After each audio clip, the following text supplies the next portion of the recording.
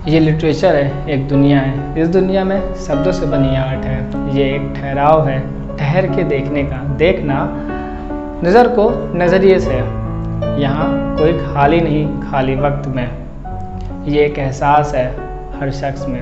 ये एक लिटरेचर है, एक दुनिया है। Written by Ashutosh sir.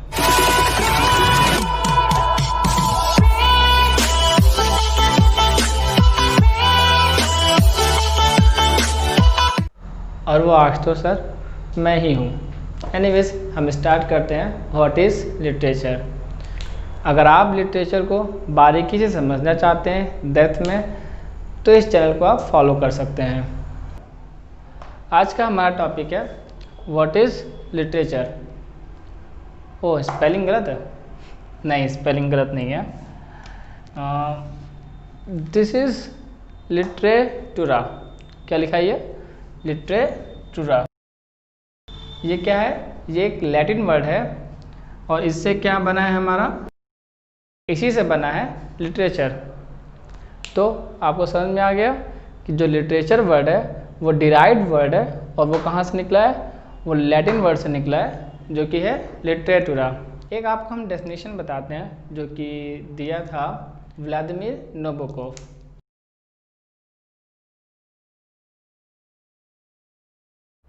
Definition मैंने लिख दी है। आई होप आपको पढ़ने में आ रहा हो। अगर ना भी पढ़ने में आ रहा हो तो मैं बोल भी रहा हूँ। Literature and butterflies are two sweetest passion known to man. तो उन्होंने ये जो है, ये कौन थे? ये एक रशियन नॉवलिस्ट थे। लिख देते हैं।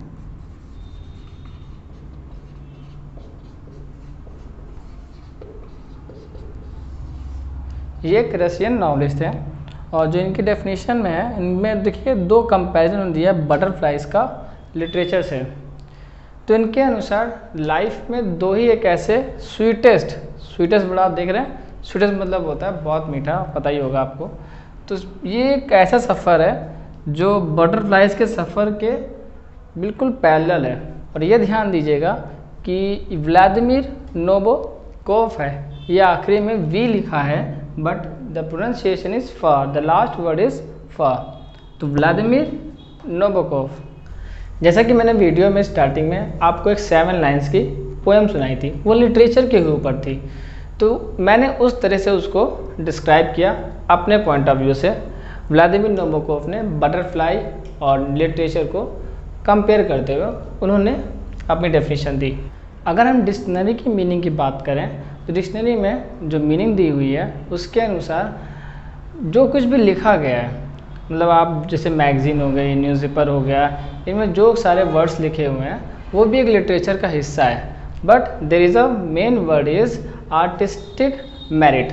मतलब उसमें जो भी रिटन वर्क है हमारा, उसमें ज़रूर कोई ना कोई आर्ट होनी चाहिए। फॉर एग्ज़ाम्पल, अगर हम एक ऐसे कोई लाइन खींच दें तो ये इसे एक फिगर कह सकते हैं। ये एक ड्रॉ फिगर है बट ये फिगर के साथ साथ इसका एक प्रॉपर नेम भी है। What is? That is ball. तो सेम इसी तरह होता है। लिखने के लिए आप कुछ भी लिख सकते हैं, आप कोई मैगज़ीन लिख सकते हैं, आप कोई जोक लिख सकते हैं, but there is an artistic purpose. Okay. अब अगर हम बात करें कि लिटरेचर में क्या क्या आता है, तो लिटरेचर में जैसे कि आप बीए अगर आप करते हैं तो लिटरेचर में BA part 1, BA part 2, BA part 3, तो तीनों सेगमेंट में अलग अलग लिटरेचर की फील्ड से आपको गुजरना पड़ता है। जैसे कि फॉर एग्जांपल अगर हम बीए पार्ट 1 लेते हैं, बीए पार्ट 1 में लिटरेचर की 2 ब्रांच रखी गई हैं, प्रोज, पोएट्री। और जब आप बीए पार्ट 2 में जाते हैं तब आपको